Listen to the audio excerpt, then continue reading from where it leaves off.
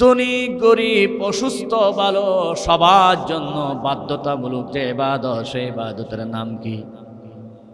কয়েকজনে বলেছেন, বাকিরা বলতেছেন না। যাকাত আর হজ তো ধনীদের জন্য, ঠিক কিনা?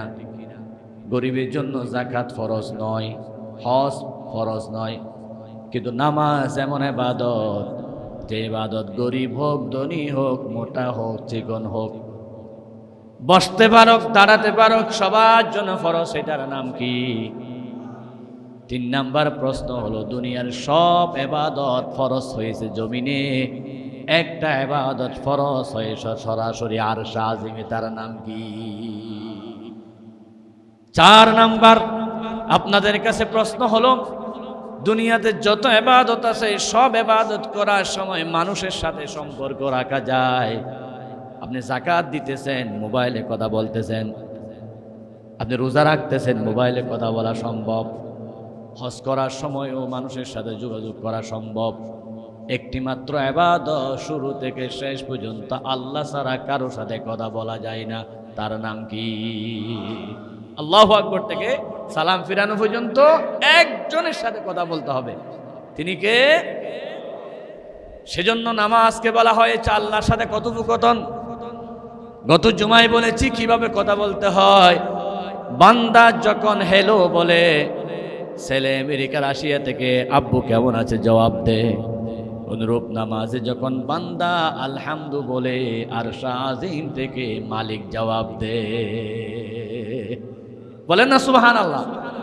আলহামদুলিল্লাহি রাব্বিল আলামিন আর রহমানির রহিম মালিক ইয়াউমিদ্দিন।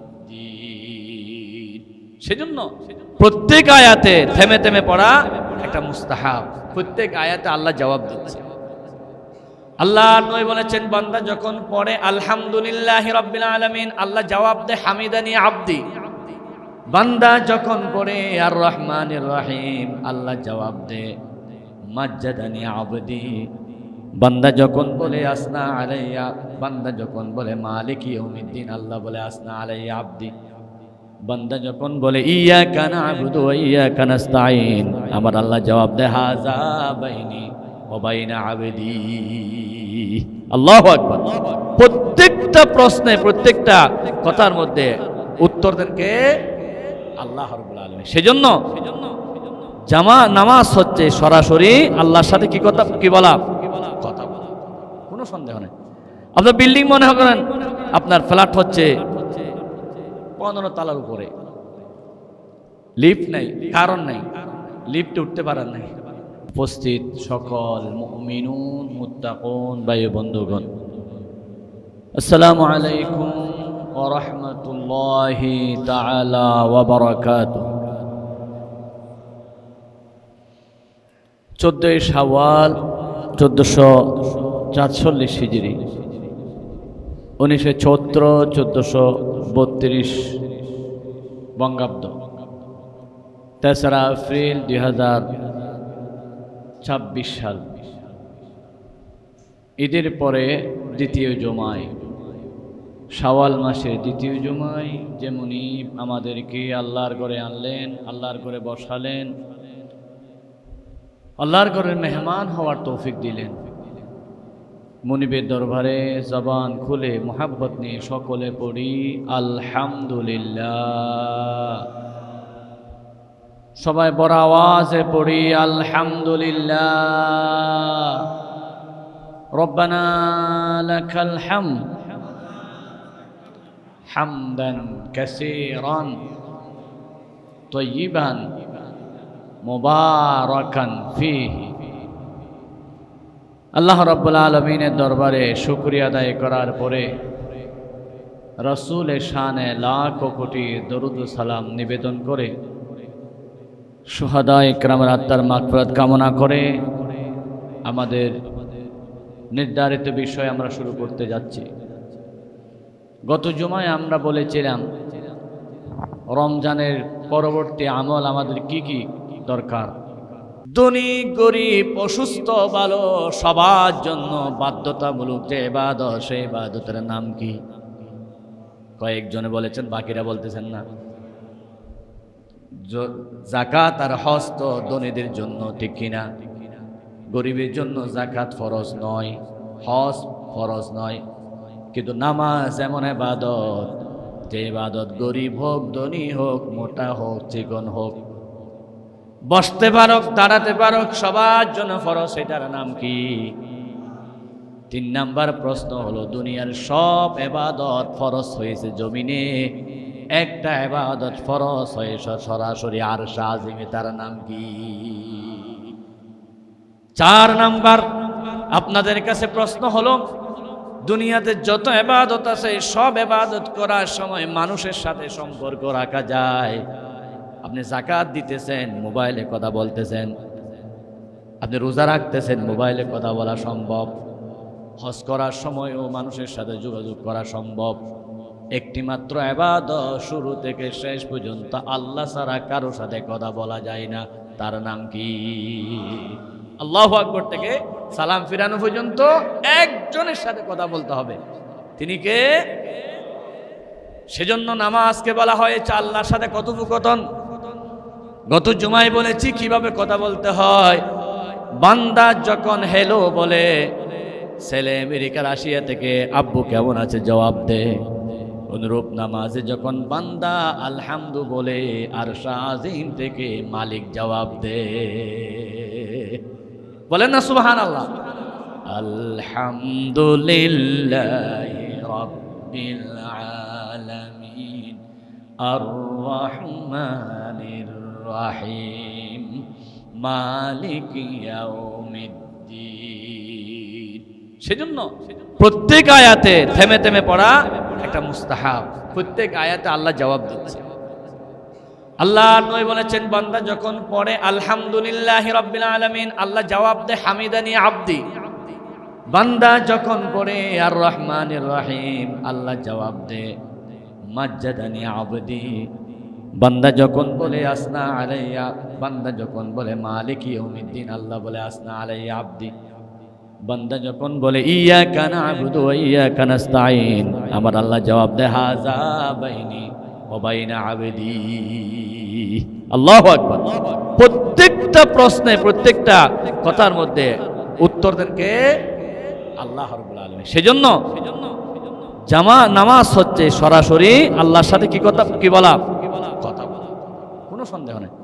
আপনার বিল্ডিং মনে করেন, আপনার ফ্ল্যাট হচ্ছে 15 তলার উপরে, লিফট নাই, কারণ নাই, লিফটে উঠতে পারেন নাই।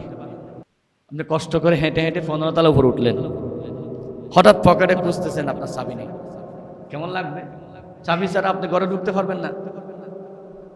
এমনও ঘটনা হয়ে যায় আমেরিকা রাশিয়াতে 100 তলা 200 তলা উপরে, কোনো কারণে যদি লিফট নষ্ট হয়ে যায়, কারণ ইলেকট্রিক জিনিস যে কোনো মুহূর্তে নষ্ট হয়ে যাবে। আপনার উঠে দেখেন পকেটে চাবি নেই, এখন নিচে অফিসে চাবি, আপনাকে অবশ্যই নামতে হবে।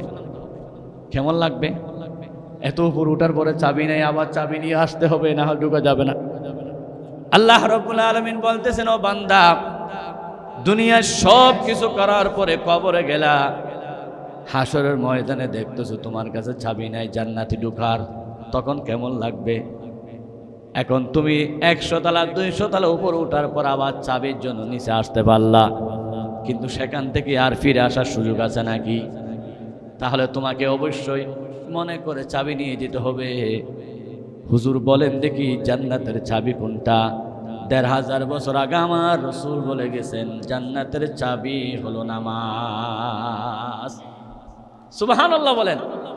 আপনি চাবি ছাড়া উঠলে যেমন ঘরে ঢুকতে পারবেন না, নামাজ ছাড়া গেলে জান্নাতে ঢুকতে পারবেন না। নাকি সন্দেহ আছে? সূর্য যে পূর্ব দিকে উঠে, এটা সন্দেহ আছে? আগামীকাল পশ্চিম দিকে উঠবে। কোন দিকে উঠবে? আগামীকাল পূর্ব দিকে উঠবে, এটা যত সত্য, আসমান উপরে এটা যত সত্য, তার চাইতে কোটি গুণ সত্য হলো আমার নবীর কথা, আল্লাহর কথা, ঠিক কিনা? সূর্য পূর্ব দিকে উঠে প্রত্যেক দিন উঠবে, কিন্তু কিয়ামতের আগে একদিন পশ্চিম দিকে উঠবে। কিন্তু আমার নবীর কথা 1 সেকেন্ডের জন্য পরিবর্তন হবে না। রসুল বলেছেন, যার কাছে নামাজ নাই তার কাছে জান্নাতের চাবি নাই। সুবহানাল্লাহ। ফার্নিচারের দোকানরা, যারা ফার্নিচারের দোকানদার করে, কি চালাক, এক টুকরা সেগুন গাছ দেয় 10 ফুটের মধ্যে, মাত্র 2 ইঞ্চি 3 ইঞ্চি সেগুন গাছ দিয়ে বলে, খোদার কসম এটা সেগুন কাঠের তৈরি। ওইটা থেকে হাত লাড়ে না কিন্তু। কোনটা থেকে? এক টুকরা সেগুন কাঠ দিছে, ওইটা থেকে হাত নাড়ে না, এটা সেগুন কাঠের তৈরি। এই চেয়ারটা, এই টেবিলটা। তার চাইতে আমরা আরো বড় চালাক। সে যেমন এক টুকরা সেগুন কাঠ ধরে শপথ করে পুরা ফার্নিচারটা সেগুন কাঠের, আমি আর আপনি পুরা 30 বছরে একবার জানাজার নামাজ পড়ে অথবা একবার ঈদের নামাজ পড়ে বলি আমি খাঁটি নামাজ। দেখছেন এক সমান না? এক টুকরা সেগুন কাঠ ধরে পুরা ফার্নিচার কি সেগুন গাছের হবে? তো এক ওয়াক্ত নামাজ পড়ে পুরা জীবনকে নামাজি হবে? বলে আমি নামাজি তো, আমার আব্বা মারা গেছে জানাজা পড়ছিলাম তো, আমি নামাজি তো, ঈদের নামাজ পড়ছিলাম তো, আমি নামাজি না, জুমাবারে কমপক্ষে শেষবার হলো যাইতো। সেজন্য নামাজি হলো 5 প্রকার। কয় প্রকার? 5 প্রকার। এক প্রকার নামাজি হলো সাপ্তাহিক, জুমাবার একদিন আসবে। আরেকটা নামাজি হলো মাসিক, মাসে একবার। ও রমজান মাস পুরো মাস পড়বে, সেখানে তাহাজ্জুদ পড়বে, কিয়ামুল লাইল পড়বে, আরো হুজুরের সাথে ঝগড়া করবে। হুজুর 3টে বাজে টাইম দিয়েছিলেন, এখন 3:02 হয়ে গেছে, কিয়ামুল লাইল আপনি দেরি করে ফেলতেছেন কেন? কি মুসল্লি রে! সে মাসিক নামাজি। 2 নম্বর। 3 নম্বর হচ্ছে বাৎসরিক নামাজ। ঈদের দিন আসবে আর বছরে একবার, সবে বরাতের দিন কিন্তু কোনো কাজ করবে না, নামাজ পড়তে হবে। আজকে ফাতের দিন না, নামাজ দিতে হবে, এটা বাৎসরিক। আরেকটা হচ্ছে সিজনওয়ারি। সিজনওয়ারি মানে সিজনে একবার বাপ মারা গেছে, নামাজটা না পড়লে মানুষ কি বলবে, কান্দি কান্দি কোনো জানাজার নামাজ পড়বে। কিন্তু জানাজার নামাজ পড়ছে, এরপর জোহর নামাজ আর পড়ে না, কারণ বাবারা কবর দিতে দিতে তার ব্যস্ত হয়ে গেছে। আবার ফাতের দিনও কোনো নামাজ পড়বে না, কারণ গরু নিয়ে ব্যস্ত, গরু কিনতে ব্যস্ত, গরু ঠিক করতে ব্যস্ত, গরু জবাই করতে ব্যস্ত, মানুষকে খানা খাওয়া, ফাতিয়া দিচ্ছি না, আর কি নামাজ পড়তে হবে? সিজনওয়ারি নামাজ। আমাদের সমাজে সমস্ত নামাজে যে ভাগ আছে, মাসিক, সাপ্তাহিক, সিজনওয়ারি, বাৎসরিক, এটা কে জানে? বলেন না। সেজন্য আল্লাহ রাব্বুল আলামিন ১৫০০ বছর আগে কোরআন কারীমে ঘোষণা করে দিয়েছেন, আরাইতাল্লাযী ইউকাযযিবু বিদ্দীন ফাযালিকাল্লাযী ইয়াদউল ইয়াতীম ওয়ালা ইয়াহুদ্দু আলা তুআমিল মিসকিন ফাওয়াইলুল লিল মুসাল্লিন। আল্লাহু আকবার। ডাইরেক্ট আল্লাহ বলতেছেন ফাওয়াইলুল লিল মুসাল্লিন, নামাজীদের জন্য ধ্বংস অনিবার্য। নামাজীদের জন্য। কেমন? নামাজ পড়তেছি আল্লাহকে পাওয়ার জন্য, নামাজ পড়তেছি জান্নাতে যাওয়ার জন্য, নামাজ পড়তেছি দুনিয়াতে উপকার পাওয়ার জন্য। আল্লাহ বলতেছেন নামাজ যারা পড়ে তারা নিশ্চিত ধ্বংস হবে। কেন? ১৫০০ বছর আগে আমার আল্লাহ জানেন এই নামাজিরা সাপ্তাহিক নামাজি হবে। আল্লাহ বলেন সাপ্তাহিক নামাজের জন্য ধ্বংস অনিবার্য, মাসিক নামাজিদের জন্য ধ্বংস অনিবার্য, বাৎসরিক নামাজিদের জন্য ধ্বংস অনিবার্য, সিজনওয়ারি নামাজিদের জন্য ধ্বংস অনিবার্য। এই সমস্ত নামাজিদেরকে অবশ্যই ধ্বংস করে দিবেন কে? ফাওয়াইলুল লিল মুসাল্লিন। সহজ অর্থ কি? ওয়াইল মানে নিকৃষ্ট, দুজক। অনেকে বলছে ওয়াইল একটা দুজকের নাম, কেউ বলতেছে না ওয়াইল মানে একবার ধ্বংস, একেবারে ধ্বংস। আল মুসাল্লিন, কারা ধ্বংস? মুসল্লিরা। মুসল্লি কারা বুঝেন তো? নামাজিরা। সহজ কথা হচ্ছে নামাজিরা ধ্বংস।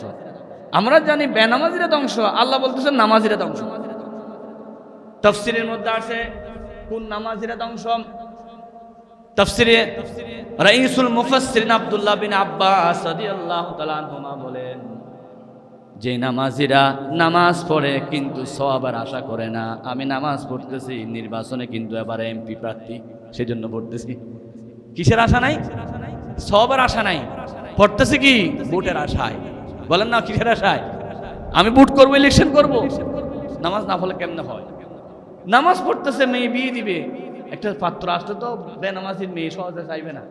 নামাজ পড়তেছে কাস্টমার আসার জন্য। আমি নামাজি না হলে 14 নম্বর 15 নম্বর মাল কেমনি বিক্রি করবো? সবাই নামাজ টুপি একটা থাকবে নামাজি বললে, খুব ভালো নামাজি, ওনার থেকে আপনি ব্যবসা করতে পারেন। আসল 14 নম্বর বাটপা। কিন্তু 1500 বছর আগে কে জানেন? আল্লাহ জানেন। আমার ভাইয়েরা, আব্দুল্লাহ বিন আব্বাস রাদিয়াল্লাহু তাআলা আনহু বলেন, যে সমস্ত মানুষরা নামাজ পড়ে সওয়াবের আশা করে না, দুনিয়াতে ভালো বলুক, নির্বাচনে ভোট পাক, ব্যবসা জমে যাক, এই উদ্দেশ্য নিয়ে নামাজ পড়ে, ওই নামাজীদের জন্য ধ্বংস। 1 নাম্বার। 2 নাম্বার, যে সমস্ত নামাজিরা নামাজ না পড়লে জাহান্নামে জ্বলতে হবে সেটার ভয় নাই, এমনি নামাজ পড়তেছে, জাহান্নামের ভয় যদি অন্তরে থাকতো এমনভাবে নামাজ পড়তো যেই নামাজের কারণে জাহান্নামে জ্বলতে হবে না, তার মধ্যে সেই ভয় নাই। আনুষ্ঠানিকতা পালন করার জন্য হাজির হয়ে এসে তার জন্য ওয়াইল দুফু। 3 নাম্বার, ওয়ালা ইয়াতাম্মাউনা রুকুআহা ওয়া সুজুদাহা, যারা ঠিকভাবে রুকু করে না, সিজদা করে না, রুকু যায় ফট করে উঠে যায়, আবার সিজদা যায় দেরি করে না, 2 সিজদার মাঝখানে বসে না, রুকু থেকে সোজা হয়ে দাঁড়ায় না, রুকু যখন যায় সেখানে আবার সিজদা চলে যায়। যদি জিজ্ঞাসা করি, চাচা রুকু থেকে সিজদা চলে গেছেন কেন, উঠেন না কেন? বলে, আপনি বেকুব হয়েছেন নি, আমি যাব সিজদার দিকে, আবার উঠে লাভ কি? একসাথে চলে যাচ্ছি। সুবহানাল্লাহ। রাসূল বলেছেন ওই সমস্ত নামাজীরা নিশ্চিত জাহান্নামে যাবে। 3 নাম্বার তাফসীর। 4 নাম্বার তাফসীর ইবনে আব্বাসের কথা বলতেছে, তিনি বলতেছেন, আল্লাযীনা ইউরাউনা আল্লাযীনা ইউআখিরুনা আন মাওয়াকিতিহা, নামাজ পড়ে ঠিক কিন্তু একবারে শেষ সময়ে সূর্য ডুবে যাচ্ছে তাড়াতাড়ি আসরের নামাজ পড়ে, এমন লোক আছে কি নাই? ফজরের নামাজ পড়ে প্রত্যেক দিন সূর্য ওঠার পরে, একদিন আগে উঠতে পারে না। এশারের নামাজ পড়ে কাজকর্ম সব সেরে, অথচ সালাক মুসল্লি হলে রাত্রে একসাথে বলে ফজর, জোহর, আসর, মাগরিব, এশা, আমার নাম নিয়ামত আলী শাসা, একসাথে 5 ওয়াক্ত টান মারি দে। জিজ্ঞাসা করলে, আপনি একসাথে 5 ওয়াক্ত পড়েন? বলে, সারাদিন ব্যস্ত, দোকানদার ব্যস্ত, কাস্টমারে ব্যস্ত, পারিনি, সেই জন্য এশারের পরে একসাথে ঘরে এসে পড়তেছি। সুবহানাল্লাহ। 1500 বছর আগে আমার আল্লাহ বলেন, ফাওয়াইলুল লিল মুসাল্লিন, এই সমস্ত নামাজীদের জন্য ধ্বংস অনিবার্য, নিশ্চিত সে ধ্বংস হয়ে যাবে। 5 নাম্বার তাফসীর হচ্ছে, আল্লাহর হাবিব বলেছেন বুখারী শরীফ, আবু দাউদ শরীফের 413 নম্বর হাদিস, তিলকা সালাতুল মুনাফিক ইয়াজলিসু আহাদুহুম হাত্তা ইযা ইসফারাতিশ শামসু, মুনাফিকের নামাজ সূর্য ডুবার আগে হলুদ হয়ে যাওয়ার সময় তাড়াতাড়ি টুকর মারে, এক টুকর দে আবার উঠে আর এক টুকর দে, এটা হলো ধ্বংস অনিবার্য নামাজীদের জন্য। 6 নাম্বার শর্ত হল, 6 নাম্বার তাফসীর হলো, আল্লাহর হাবিব বলেছেন যে সমস্ত মানুষরা ফজরের নামাজ সূর্য ওঠার পরে পড়ে তারা যেন শয়তানকে পূজা করে, কারণ শয়তান কাপড় 2টা খুলে সূর্যকে তার 2 রানের মাঝখানে রাখে, বাইনা করোনাই শয়তান। ওই সময় নামাজ পড়া হারাম, কিন্তু অনেক মুসল্লি আছে ঘুম থেকে উঠে টাইম দেখে না, তাড়াতাড়ি পড়ে দে, ওই সমস্ত নামাজীদের জন্য ধ্বংস অনিবার্য। ফাওয়াইলুল লিল মুসাল্লিন। 5টা তাফসীর আছে, আমরা কোনটাতে পড়ছি এবার চিন্তা করে দেখি। আমি কি রুকু সিজদা বালা করে আদায় না করার মধ্যে পড়ছি? আমি কি নামাজটা দেরি করার পড়ার মধ্যে পড়ছি? আমি কি টুক টুক টুক টুক সিজদা দেওয়ার মধ্যে পড়ছি? আমি কি মানুষকে দেখানোর জন্য সওয়াবের আশা ছাড়া পড়ছি? কোনো একটাতে যদি আমি পড়ে যাই তাহলে নিশ্চিত আমার জন্য ধ্বংস, এই নামাজে কোনো কাজ হবে না। আমার বন্ধুগণ, আল্লাহ রাব্বুল আলামিনের পরের আয়াত কি বলেছেন? ফাওয়াইলুল লিল মুসাল্লিন, তারপরে কি বলেছেন? আল্লাযীনা হুম আন সালাতিহিম সাহুন, তারা নামাজের মধ্যে সীমাহীন আলসি করে। সীমাহীন কি করে? আলসি করে। কেমন আলসি? এটা তাফসীরে কোরআন দিয়ে কোরআন যদি যায়, আল্লাহ রাব্বুল আলামিন বলেন নামাজের মধ্যে আলসি করে, বিশেষ করে 3 ওয়াক্ত নামাজে। কয় ওয়াক্ত? 1 ওয়াক্ত হলো ফজরের নামাজ, 2 নাম্বার হলো আসরের নামাজ, 3 নাম্বার হলো এশারের নামাজ। তাফসীরের মধ্যে আছে ফজরের নামাজে মানুষ আলসি করে কিসের কারণে? সবাই বলে না ঘুমের কারণে, কারণ হাদিস সাক্ষী ১৫০০ বছর আগে রসুল বলেছেন মানুষ যখন ঘুমায় শয়তান ৩টা গিরা মারে। কয়টা? আলাইকা লাইলুন তবিল, আলাইকা লাইলুন তবিল, আলাইকা লাইলুন তবিল। রাত অনেক লম্বা, ঘুমাও। রাত অনেক লম্বা, ঘুমাও। রাত অনেক লম্বা, ঘুমাও। কয়টা গিরা মারে? 3টা গিরা মারে। আল্লাহর হাবিব বলেছেন আমার কোন উম্মত যদি ফজরের আগে ঘুম থেকে উঠে যায় আর দোয়া পড়ে আলহামদুলিল্লাহিল্লাযী আহয়ানা বাদামা আমাতানা ওয়া ইলাইহিন নুশুর, একটা দোয়া পড়ার সাথে সাথে একটা গিট খুলে যায়। 2 নাম্বার, আমার উম্মত যদি উযু করে 2 নাম্বার গিটটা খুলে যায়। 3 নাম্বার, আমার উম্মত যদি আল্লাহু আকবার বলে নামাজ পড়ে 3টা গিট খুলে যায়। সারাদিন ওই বান্দার শরীর পাতল থাকে, আল্লাহ রাব্বুল আলামিনের রহমত নাজিল হয়। সুবহানাল্লাহ। সবাই বলিয়েন না, যারা ফজর পড়ার নিয়ত আছে তারা হলো বলিয়ে না সুবহানাল্লাহ। রসুল বলেছেন, আমার কথা নয়। কয়টা গিট মারে? 3টা গিট। যারা ফজর আগে ঘুম থেকে উঠে না, দোয়া পড়ে না, উজু করে না, নামাজ পড়ে না, 3টা গিটেই তার মধ্যে রয়ে যায় সারাদিন। শরীর আলসি, হুজুর কোনো কাজ ভালো লাগে না, মেজাজ কিটকিটে, অশান্তি, কি করে জানি না, আয় উন্নতি নাই, কোনো বরকত নাই, টাকা কামায় কোনো লাভ নাই, কি হচ্ছে হুজুর? ১৫০০ বছর আগে সব রাসূল বলে দিয়েছেন। কারণ তুমি ফজর পড়ো নাই, তোমার গিট খুলে নাই, সারাদিন তোমার জন্য অবশ্যই গজব গজব গজব। রাসূল বলেছেন যারা ফজরের নামাজ পড়ে তারা যখন ফজর পরে বের হয়, একটা শীতল হাওয়া, শীতল বাতাস, সেটা হচ্ছে সরাসরি জান্নাতি বাতাস। মাশাআল্লাহ। কয়েকজন, বেশিজন বলছে সুবহানাল্লাহ, সবাই বলতে না পারলো, কয়েকজন বলছে আলহামদুলিল্লাহ, সুবহানাল্লাহ। জান্নাতি বাতাস। রাসূল স্পেশাল দোয়া করেছেন, আল্লাহুম্মা বারিক ফি উম্মতি মিন সুহুরিহা। আল্লাহ আমার উম্মতের মধ্যে যারা সকালে উঠে, আমিন বলেন, ডাইরেক্ট জান্নাতি বাতাস, সকালের বাতাস। কারণ ওইটা গুনাহমুক্ত বাতাস, গুনাহযুক্ত মুক্ত বাতাস। তখন মানুষ গুনাহগাররা বের হয় নাই, গুনাহগাররা এখনো ঘুমের মধ্যে আছে, তখন বের হয়েছে জান্নাতীরা, ভালো মানুষরা। আলহামদুলিল্লাহ বলেন। সেজন্য ডাক্তাররা বলেছে ব্যায়ামের জন্য উপযুক্ত সময় ওইটা, কারণ ওইটার বাতাসটা হচ্ছে স্বচ্ছ, পরিষ্কার, খুব উর্বর। আলহামদুলিল্লাহ বলেন। আল্লাহ রাব্বুল আলামিন বলেন, আকিমিস সালাতা লিদুলুকিশ শামসি ইলা ওয়াসাকিল লাইলি ওয়া কুরআনাল ফাজর ইন্না কুরআনাল ফাজরি কানা মাশহুদা। আল্লাহু আকবার। ইন্না কুরআনাল ফাজরি কানা মাশহুদা, নিশ্চয় ফজরে কোরআন পড়া, অন্য তাফসীরে আছে সালাতুল ফাজরি, ফজরের নামাজ পড়া, কানা মাশহুদা, এটা অবশ্যই সাক্ষী। কি সাক্ষী? ওই সময়ে রাতের ফেরেশতা, দিনের ফেরেশতা, উভয় ফেরেশতা মসজিদ ভরপুর থাকে। যারা মসজিদে মুসল্লিদেরকে দেখে, আল্লাহর কাছে ফেরেশতারা যাওয়ার পরে বলে, আল্লাহ জিজ্ঞাসা করে, ও ফেরেশতারা আমার বান্দাদেরকে কোথায় পেয়েছো? রাতের ফেরেশতা বলে, আল্লাহ আমি তোমার বান্দাকে মসজিদে পেয়েছি। দিনের ফেরেশতা বলে, তোমার বান্দাকে মসজিদে পেয়েছি। উভয় ফেরেশতার সাক্ষী আল্লাহর কাছে বেশি গ্রহণীয় হবে। আল্লাহ বলেন, ফেরেশতারা সাক্ষী থাক, যে বান্দাকে মসজিদে পেয়েছো ফজরে, তাদের জন্য আমি জাহান্নাম হারাম করে দিব। সুবহানাল্লাহ। রাসূল বলেছেন মুসলিম শরীফের 1322 নম্বর হাদিস, লাইয়ালি জান্নার হাদান সাল্লা ক্বাবলা তুলুইশ শামসি, যারা ফজরের সময় হাজিরা দেয় তাদের জন্য জাহান্নামের আগুন হারাম। আল্লাহু আকবার। কারণ আমাদের ফজরের নামাজ বেশি কষ্ট হয়। আল্লাহু আকবার। আমলনামা লেখার জন্য ফেরেশতা নাজিল হয় কোন সময়? ফজরের সময়। দিনের গুলো সারাদিন লিখবে, মসজিদে হাজির। রাতের গুলো সারাদিন সারা রাত লেখার পরে চলে যাচ্ছে মসজিদে হাজির। দুজনেই মসজিদে ফজরের সময় হাজির থাকে। দুজনের সাথে দেখা হয়ে যায় কার সাথে? নামাজের সাথে। আর আসরের সময় দিনের যেগুলো লেখা শেষ হয়েছে তারা আসরের সময় আস্তে আস্তে উঠে যায়। রাতের গুলো আসরের সময় হাজির হয়। আসর এবং ফজর এই 2 ওয়াক্ত নামাজ মানুষ বেশি আলসি করে। ফজরেরটা ঘুমের কারণে, আসরেরটা জোহরের পরে ঘুমের কারণে, ওই সময় একটু শরীর বিশ্রাম নিতে বাধ্য হয়।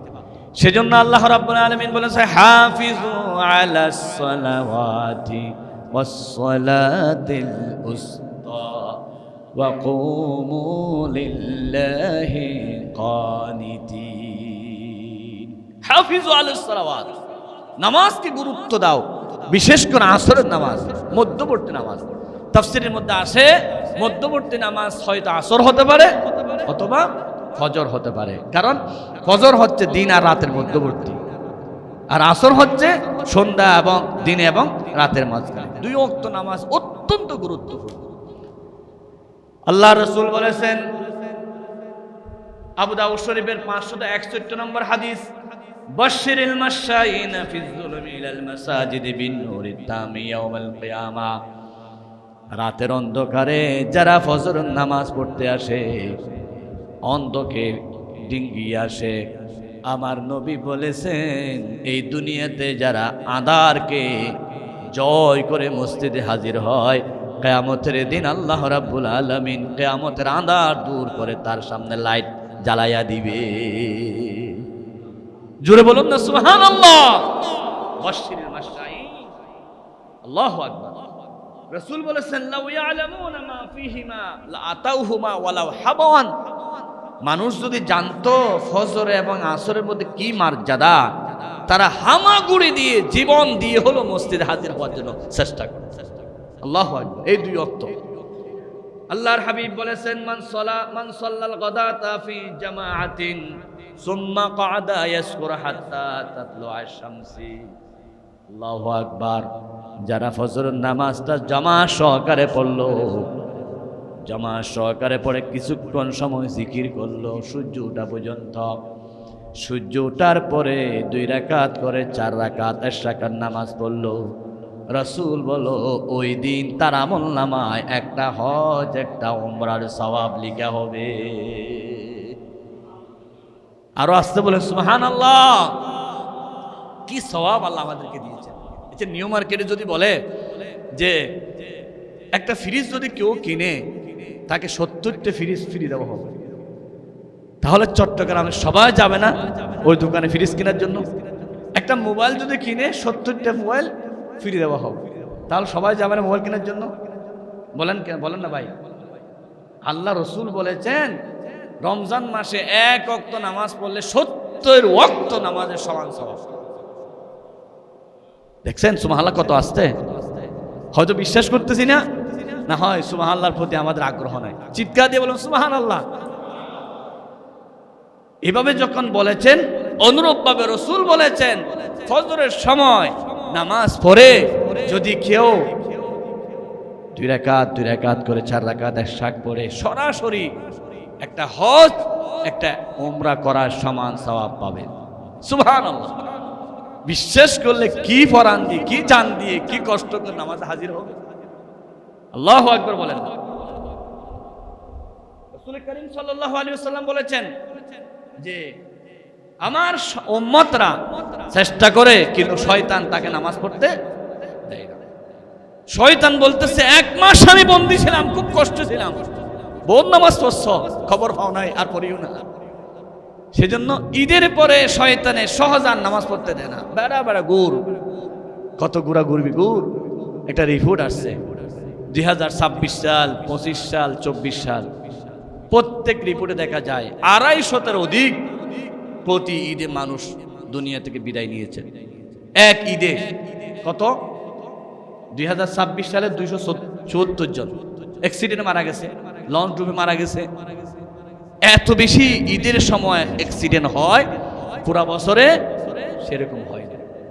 কারণ শয়তান বন্দী ছিল তো 1 মাস, খুব বিপদে ছিল। 1 মাস পরে কুলা পরে এমন ভাবে আপনাদের উপর চড়াও হয়েছে, গুনাহ করাতে এমন ভাবে বাধ্য করেছে, পুরা 1 সপ্তাহে ঈদের রমজানের পুরা ইবাদত সবগুলো নষ্ট করেই সে আপনাকে বেনামাজি ছাড়াই আপনাকে বলবে 1 মাস রোজা নামাজ পড়ছো না, রোজা রাখছো না, ইবাদত করছো না, এখন একটু ঘুরো, 1 সপ্তাহে সব নষ্ট করে দিবে।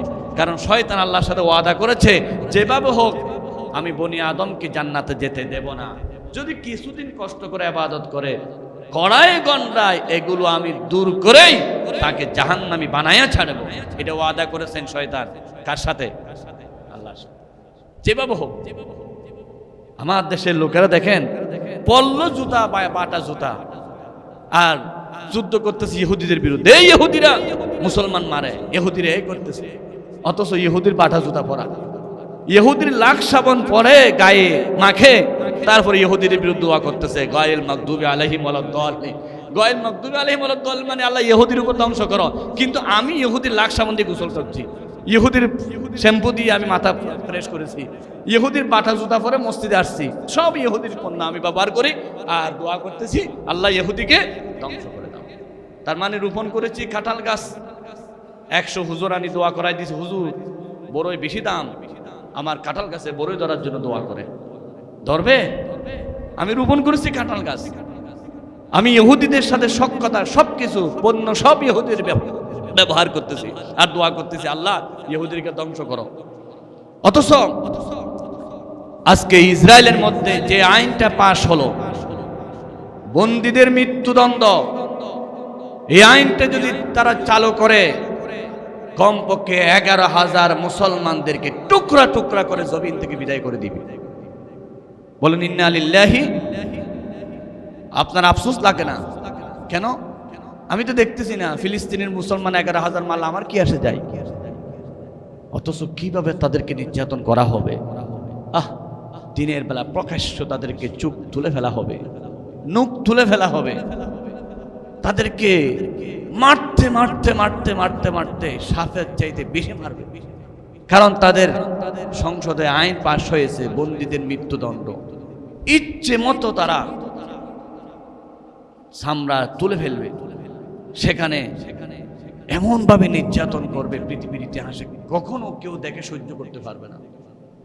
আল্লাহর কাছে দোয়া করি আল্লাহ আমার 11,000 মুসলমান ভাইদেরকে এইভাবে মৃত্যু দেওয়ার আগে তুমি পুরা ইসরায়েলকে ধ্বংস করে দাও, চিরতরে তুমি তাদেরকে নস্যাৎ করে দাও। তারা আমাদের 11,000 মারতে চায়, আইন পাস করে 11,000 মুসলমানদেরকে ধ্বংস করতে চায়।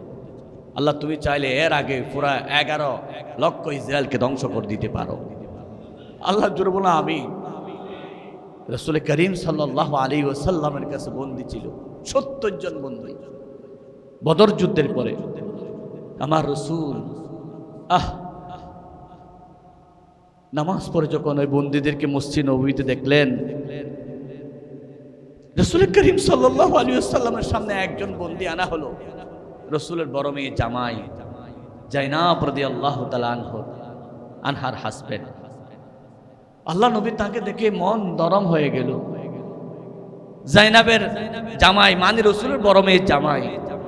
রাসূল বলতেছেন তুমিও বন্দী, কাফেরের পক্ষে কাজ করেছো আমার মেয়ের জামাই হয়ে, আমি রাসূল তো তোমার পক্ষে হয়ে কাজ করতে পারবো না, তুমি বন্দী থেকে মুক্তি করার জন্য কি আনছো?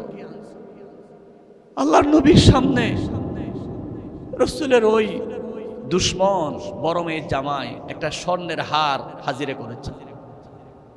রাসূল করিম সাল্লাল্লাহু আলাইহি ওয়াসাল্লাম স্বর্ণের হার লাড়তেছে আর চোখ দিয়ে পানি পড়তেছে।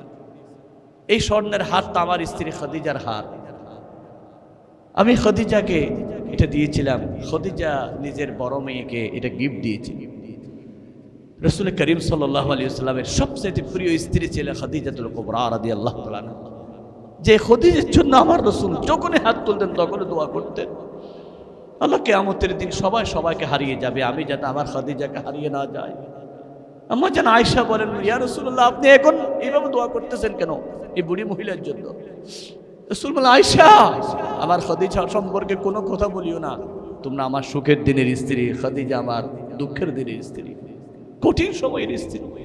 13 বছর মক্কায় আমি কোথাও দাঁড়াইতে পারতাম না, খাদিজা আমার জন্য সারা রাত দরজায় দাঁড়িয়ে থাকতো, কোনোদিন 2 বার ডাকতে হয় না, একবার ডাকার সাথে সাথে দরজা খুলে দিত। খাদিজা তুমি ঘুমাও না? ইয়া রাসূলুল্লাহ আপনি দিনের কাজ করবেন, আমি কেমনে ঘুমাবো? দরজা হেলান দিয়ে দাঁড়িয়ে থাকি, ডাকার সাথে সাথে যাতে আমি লাব্বাইক বলে দরজা খুলে দিতে পারি। আল্লাহু আকবার। এই গলার হারের মধ্যে আমার খাদিজার স্মৃতি মাখা। রাসূল করিম সাল্লাল্লাহু আলাইহি ওয়াসাল্লাম হাতটা দেখেই চোখের পানি ফেলে বলতেছেন ও আমার সাহাবারা, আমার জাইনাবের হাজবেন্ড ওনার গিড়াটা খুলে দাও, গিড়াটা নরম করে দাও, কষ্ট পাচ্ছে। আল্লাহর হাবিব বলেন আল্লাহর কসম আমার জামার গিড়া যেভাবে সহজ করে দিবা 70 জন বন্দী সকলের গিড়া সহজ করে দাও। কোনো বন্দীকে কষ্ট দিতে চাই না। রাসূলুল্লাহ সাল্লাল্লাহু আলাইহি ওয়াসাল্লাম টাইম টু টাইম সবাইকে জামাই আদরের মতো খাবার দিলেন। আমার নবী বিশ্বের মধ্যে জানিয়ে দিলেন, বন্দী যারা হয় তারা অপরাধী নয়। তোমরা যুদ্ধ করতে গেছে, তাদেরকে বন্দী করে আনছো, তাদের সাথে মানবতা স্বরূপ আচরণ করো। আমার আল্লাহ রাব্বুল আলামিন তোমাদের উপর রহমত নাজিল করবে। ইসরায়েল মানুষ নয়, ওরা জানোয়ার। আমাদের মুসলমান বন্দীদেরকে কিভাবে কষ্ট দিচ্ছে ফিলিস্তিনের মুসলমানদেরকে। আজকে আমরা মুসলমানরা তাদের পক্ষ হয়ে ইরানের বিপক্ষে গিয়ে ইসরায়েলের পক্ষে, আমেরিকার পক্ষে কথা বলতেছি, অথচ আল্লাহর কসম আমেরিকা ইরানকে মারে শিয়া হিসাবে নয়, কি হিসাবে? মুসলমান হিসাবে। তারা জানে আমাদের তাবাদারি করে না, আমাদের গোলামি করে না, আমাদের সামনে মাথা নিচু করে না, একমাত্র ইরান। সেটাকে ধ্বংস করতে হবে। যদি ইরানকে ধ্বংস করতে পারে, টুডে টুমোরো অবশ্যই বাংলাদেশেও ফিলিস্তিনের চাইতে কঠিন ভয়াবহ আযাব এই আমেরিকা এখানে চালু করে দিবে, কোনো সন্দেহ নাই। বাংলাদেশের ঠিক আপনাদের পক্ষে সম্ভব হবে না যদি ওরা ইরানকে ধ্বংস করতে পারে। সেজন্য দোয়া করা দরকার, মুসলমানদেরকে ঐক্যবদ্ধ হওয়া দরকার। আজকে ইসরায়েল, খ্রিস্টান, ইহুদিরা যেভাবে করে মুসলমানদেরকে ধ্বংস করতে চাচ্ছে, এই থেকে বাঁচার জন্য শ্রেষ্ঠ হাতিয়ার হলো ঐক্যবদ্ধ হওয়া। মুসলমান যদি ঐক্যবদ্ধ না হয়, জীবনে কোনোদিন বিজয়ী হতে পারবে না, অবশ্যই ধ্বংস হয়ে যাবে। সেজন্য আল্লাহ রাব্বুল আলামিন মুসলমানদেরকে ঐক্যবদ্ধ করার জন্য নামাজকে ফরজ করে দিয়েছে এবং নামাজের সাথে জামাতকে বাধ্যতামূলক করে দিয়েছে। আল্লাহু আকবার। নামাজকে ফরজ করে জামাতকে বাধ্যতামূলক করে দিয়েছে ঐক্য হওয়ার জন্য। একজন ইমামের পিছনে তোমরা সবাই ঐক্য হয়ে যাও, কাতারে দাঁড়িয়ে যাও। শুধুমাত্র ঐক্যবদ্ধ করার জন্য নামাজকে বাধ্যতামূলক করেছে এবং জামাতকে ফরজ করে দিয়েছেন। আল্লাহু আকবার। রাসূলের কাছে এসে একজন সাহাবী বলতেছেন, হুজুর আপনি বলতেছেন জামাত ছাড়া নামাজ হবে না, আমি তো অন্ধ, আমি কি কেমনে যাব? আল্লাহর হাবিব বলেন, অন্ধ হতে পারো, জামাতের বিকল্প নাই। তুমি তোমার ঘর থেকে মসজিদ পর্যন্ত একটা রশি টাকাইয়া দাও, আজান দিলে রশি ধরে ধরে মসজিদে আসতে হবে। আল্লাহু আকবার। এই জামাতকে বাধ্যতামূলক করেছে কি জন্য ভাই? ঐক্য হওয়ার জন্য। কি জন্য? একসাথে সমাজের মানুষরা একসাথে আসো, একজনের সাথে অপরজন দেখা হবে, কথা হবে, কে অসুস্থ কে বিপদে সব দেখা হবে। ইহুদিরা বলে মুসলমানদের জন্য যে নামাজের অনুষ্ঠান আছে, সেরকম একটা অনুষ্ঠান যদি আমাদের থাকতো পৃথিবীতে, ইহুদি মানুষকে, সব মানুষকে ইহুদি বানাই বলা আমাদের খুব কঠিন হতো। কিন্তু মুসলমানরা পারতেছে না। সেখানে নামাজের মধ্যে দাঁড়িয়েও হিংসা, এই ওর কাপড় পরিষ্কার নাই, ওর শরীর থেকে গন্ধ উঠে, এই হিংসা আমাদের এখানে নামাজের, ও আবি, ও সুন্নি, ও মজাহাবি, ও লা মজাহাবি, ওর টুফি এরকম, ওর পাকড়ি এরকম। মসজিদ পর্যন্ত ভাগ করে দিয়েছে আজকে বাংলাদেশে। আপনি আশ্চর্য হয়ে যাবেন, ঢাকা গিয়ে দেখবেন আহলে হাদিস মসজিদ, সুন্নি মসজিদ, গৌসিয়া মসজিদ, মসজিদে পর্যন্ত আজকে কি ভেদাভেদ শুরু করে দিয়েছে। এটা হচ্ছে ডাইরেক্ট ইহুদিদের পরিকল্পনা, মুসলমান যাতে এক থাকতে না পারে। অথচ এক থাকার জন্য আল্লাহ নামাজকে বাধ্যতামূলক করেছে, আমরা সেখানেও মসজিদে ভাগ করে দিচ্ছি। এই মসজিদটা অমুকের মসজিদ, সুন্নি মসজিদ, এই মসজিদে রমজানে খতম তারাইবে পড়ানোর জন্য অবশ্যই সুন্নি ইমাম লাগবে, অবশ্যই অমুক ইমাম লাগবে, ভাগ করে দিয়ে ফেলেছে। বাদরতলা একটা মসজিদ, নাম বলে আপনারা চিনেন। আমরা ছোট্টবেলায় যখন খতমে তারাবির পরীক্ষা দিচ্ছি, তখন বলেছে ইমাম সাহেব ঘোষণা করে, বলে 15 দিনে খতমে তারাবির যদি 14 দিনও প্রমাণিত হয়, তুমি ডাইরেক্ট গৌসিয়া কমিটির সদস্য না, তুমি কোনো কইমাসায় পড়ছো বা কোনো জামাতের মাদ্রাসায় পড়ছো, 14 দিনের দিন বিদায় করে দিব এবং মারি মারি বিদায় করে দিব। আমাদের সমাজের মধ্যে কি একটা ফিতনা শুরু হয়েছে দেখছেন। সুন্নি মসজিদ, ওয়াবি মসজিদ, মাজহাবি মসজিদ, বেদাতি মসজিদ, আহলে সুন্নাত মসজিদ, এগুলো হচ্ছে ইহুদিদের পরিকল্পনা। মুসলমানদেরকে জুজন মাল দূর করে দিয়েছে। অথচ নামাজ মুসলমানদেরকে এক করার জন্য বড় হাতিয়ার ছিল, ঠিক কিনা বলেন? আজকে মুসলমানদের মধ্যে নামাজের মধ্যে রাসূল বলেছেন, নামাজের কাতারের মধ্যে ফাঁক রাখিও না। কেন? ঐক্যের মধ্যে বিনষ্ট হবে। কাতারের মধ্যে ফাঁক থাকলে সেখানে শয়তান ঢুকে দুইজনকে প্ররোচনা দিবে, দুইজনের মন দূরে সরাইয়ে দিবে। সেই জন্য কাতার এমন ভাবে করো, সাহাবা একরামদের কাপড় চিরি যেত কাতার সোজা করতে করতে। আল্লাহু আকবার বলেন। এদিকে কাপড় এমন ভাবে লাগতো, কাপড় চিরি যেত। আজকে আমাদের সব শেষ করে দিচ্ছে। ফজরের নামাজ আদম আলাইহিস সালাতু ওয়াস সালাম আল্লাহর দরবারে শুকরিয়া আদায় করেছিলেন। পুরো জান্নাতে সারাক্ষণ আলো, দুনিয়া আসার পর অন্ধকার। সেই অন্ধকারের পরে যখন সূর্য উঠতে লাগলো, আদম আলাইহিস সালাতু ওয়াস সালাম তাড়াতাড়ি সিজদা দিলেন। আল্লাহর কাছে এত খুশি লাগলো, আদম নবী অন্ধ এবং আলোর মাঝখানে সিজদা দিয়েছে। উম্মতে মুহাম্মদ তোমরা সবাই সেই সময় নামাজ পড়ো। সুবহানাল্লাহ। জোহরের নামাজ দেখেন, ইব্রাহিম আলাইহিস সালাতু ওয়াস সালাম আল্লাহর কাছে বলতেছেন, আল্লাহ তারাকা দেখতেছি, এটা মনে হয় আমার খোদা। ফালাম্মা জান্না আলাইহিল লাইলু রাআ কাওকাবা ক্বালা হাযা রাব্বি। তারাকা তখন দেখলেন, ইব্রাহিম বলেন এটা আমার খোদা হতে পারে। তারাকা ডুবে গেল, চাঁদ উঠলো। ইব্রাহিম নবী বলেন যাতে ডুবে যায় সেটা খোদা হয় না, চাঁদ আমার খোদা হবে, তারাকার চাইতে চাঁদ বড়। সকালবেলা চাঁদ ডুবে গেল, সূর্য উদিত হলো, সূর্য আরো বড়। ইব্রাহিম নবী বলেন এটা আমার খোদা হবে। তাহলে কয়টা? একটা তারাকা, আবার চাঁদ, আবার সূর্য। সূর্য যখন ডলে গেল, বেল ঠিক হয় আমাদের গ্রামের ভাষায় বলে 12টা বাজে মনে করেন। এমন সময় সূর্য যখন ডলতে লাগলো, ইব্রাহিম নবী বলেন আইইউবি মিডিয়া